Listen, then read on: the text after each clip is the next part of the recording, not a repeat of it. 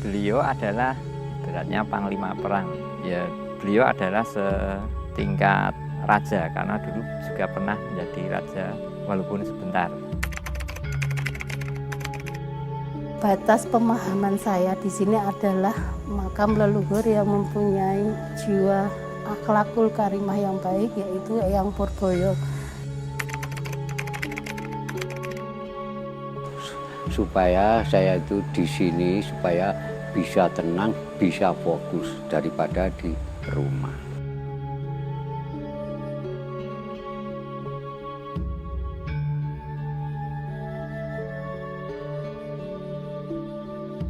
Yogyakarta, sebuah kota yang tak pernah kehilangan jati dirinya.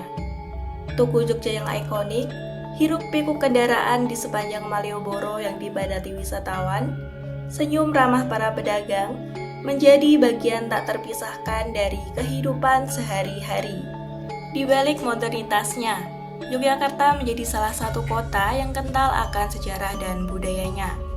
Keraton menjadi tempat bersemayamnya sultan masih menjadi pusat adat dan kebudayaan. Namun, di balik kesibukan kota yang terus berkembang, tersembunyi sebuah sudut kompleks bersejarah yang menjadi saksi bisu perjalanan panjang kerajaan Mataram Islam. Ya, bismillahirrahmanirrahim. Perkenalkan, nama saya Sri Widarto dan nama dari keraton utawi atau nama paring dalem Sri Sultan Hamengkubuwono, yaitu Mas Lurah Surekso Sri Widarto, umur 55 tahun, dan sebagai juru kunci di makam Potgaleh ini sudah mulai tahun 2005. Dan tugas sebagai abdi dalem itu yaitu adalah tugas keraton atau tugas budaya yang di makam ini tentunya menjaga kebersihan makam, ketertiban makam, dan budaya dari keraton tentunya.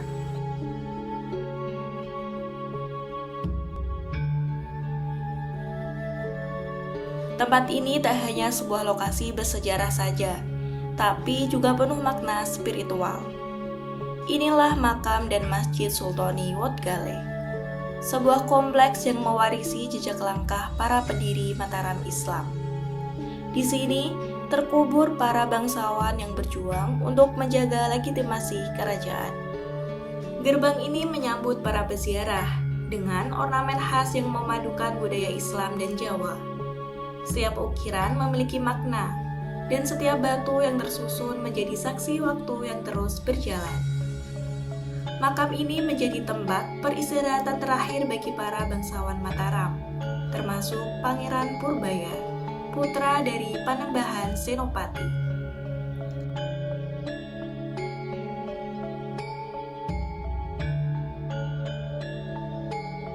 Makam Wotgaleh memiliki keterkaitan erat dengan perkembangan sejarah politik dan keagamaan di Mataram Islam. Keberadaannya mencerminkan bagaimana Islam berkembang di tanah Jawa. Ya, perlu diketahui makam Wotgaleh ini adalah tanah hadiah dari Keraton Mataram, karena dulu Pangeran Purboyo atau yang punya gelar sini Panembahan Purboyo. Perlu diketahui dulu, pangeran adalah karena beliau adalah putra raja. Jadi setiap putra raja itu namanya pangeran. Ya, beliau punya gelar dua, yaitu yang pertama adalah Panembahan Purboyo I, itu punya gelar yaitu Senopati ing Ngalogo, atau sekarang ini namanya Panglima Perang ya. Dan setelah beliau wafat, beliau dimakamkan di Wotgaleh ini beserta keturunannya, yaitu Kanjeng Panembahan Purboyo I, Kanjeng Panembahan Purboyo II, Kanjeng Panembahan Purboyo III, sama Panembahan Purboyo IV, dan beserta istri dan kerabatnya.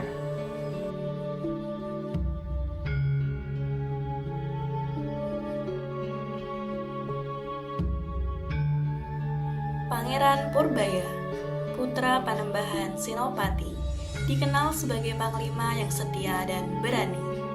Di sepanjang hidupnya, Ia berjuang untuk menjaga kedaulatan Mataram Islam. Sejarah menyebutnya sebagai sosok yang tak hanya melestarikan warisan kerajaan, tetapi juga berupaya mengembangkan nilai-nilai Islam di tanah Jawa. Beliau adalah ibaratnya panglima perang. Ya, beliau adalah setingkat raja karena dulu juga pernah menjadi raja walaupun sebentar. Makanya di depan masjid itu ada simbol ringin 2. Itu adalah sebagai simbol karena beliau pernah menduduki takhta walaupun sebentar. Kejayaan Mataram Islam terpantul dalam wilayahnya yang luas. Pada abad ke-17, kekuasaan kerajaan ini meliputi sebagian besar Pulau Jawa. Dengan makam Wat Galeh sebagai saksi bisu perjalanan panjang itu. Batas pemahaman saya di sini adalah makam leluhur yang mempunyai jiwa akhlakul karimah yang baik, yaitu Eyang Purboyo 1, 2, 3 dan ibunda beliau dari Roro Lembayung yang merupakan putra dari Ki Ageng Giri. Setelah masa perjuangannya, Pangeran Purbaya dimakamkan di sini. Hingga kini, makamnya tetap menjadi tempat ziarah dan penghormatan. Beliau diberi gelar Panembahan Purboyo. Ya. Karena jasa-jasa beliau diberi khusus di Wat Galeh ini. Ini karena tanah hadiah, maka beliau dimakamkan di sini.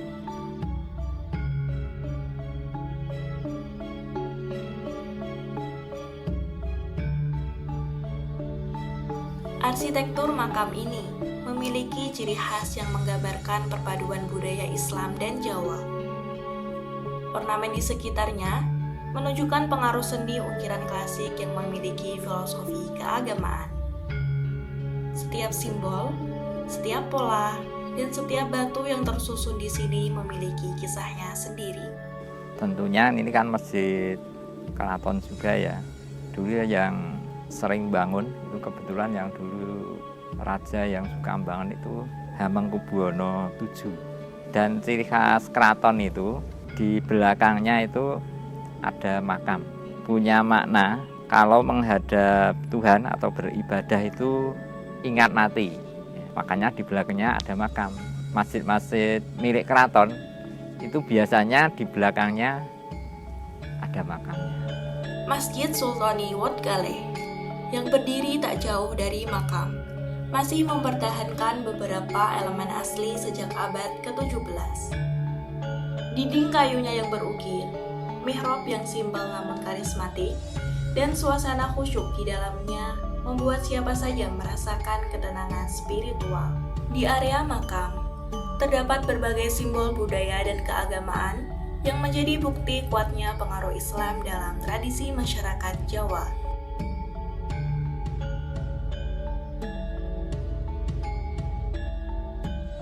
Salah satu mitos yang berkembang adalah larangan bagi pesawat untuk melintas di atas makam ini. Konon, ada kekuatan gaib yang menjaganya, sehingga pesawat yang mencoba melintas akan mengalami gangguan. Saya secara pribadi itu setiap makam leluhur itu memang punya aura mistis ya. Kalau lewat di atasnya leluhur kan melewati bapaknya di atasnya, atau ibaratnya kita melangkai ibunya di atasnya. Itu kan juga nggak sopan loh. Karya beliau juga secara apa ya, secara batin beliau juga banyak pengikutnya, baik yang kelihatan maupun yang kelihatan. Jadi seperti itu, ada yang menganggap bahwa pengikut-pengikut beliau itu kalau dilihat di atasnya itu nggak terima istilahnya. Jadi bukan beliau yang bisa ada pesawat lewat di atasnya atau narik, itu bukan, tapi ya istilahnya pengikut-pengikut beliau nggak seneng gitu. Dan itu tempat-tempat seperti sini itu sebetulnya banyak seperti itu. Jadi dari kita ya ambil hikmahnya aja, di tempat-tempat keramat itu adalah menjaga sopan santun. Asal kita menjaga sopan santun, istilahnya aman. Jangan melangkai beliau di sini, jangan istilahnya kayak mengganggu ya. Ya seperti itulah. Masyarakat juga mempercayai bahwa burung yang terbang di atas makam ini akan jatuh. Seolah ada energi yang menghalangi makhluk hidup melewati area ini.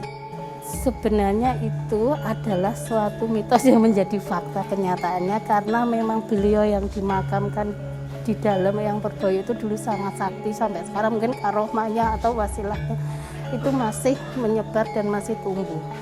Mengapa pesawat jatuh di sini? Karena mungkin selain gaya gravitasi juga ada kekuatan dari beliau yang punya kelebihan atas seizin Allah ya. Hingga kini, makam ini masih menjadi tempat ziarah bagi masyarakat, baik yang datang untuk berdoa maupun untuk mempelajari sejarahnya. Ini sudah saya berziarah di Wat Galeh sini sudah 1 tahun ada. Lebih dari 10 kali lebih. Sejak kecil saya sering diajak ibu nenek yang ke sini. Tujuan saya di Wat Galeh sini hanya ngibadah pada Allah. Supaya saya itu di sini supaya bisa tenang, bisa fokus daripada di rumah. Tujuan saya ke sini adalah untuk mendoakan leluhur yang ada di makam Wat Galeh. Setiap tahun ada peringatan khusus di sini untuk mengenang para tokoh yang dimakamkan. Tradisi ini menjadi bukti bagaimana sejarah terus hidup dalam ingatan kolektif masyarakat. Kebetulan yang ziarah di sini itu yang paling rame itu kan malam Senen Kliwon. Nah itu kebetulan itu lahir beliau Kanjeng Panembahan Purboyo I dan wafat beliau juga di hari Senen Kliwon. Lalu untuk istilahnya menjaga kegiatan di sini atau kesakralan di makam ini, kita rutinkan amaliyah seperti mengirim doa itu yang utama yaitu malam Senen Kliwon, dan itu diiringi dengan nanti ada sekul suci.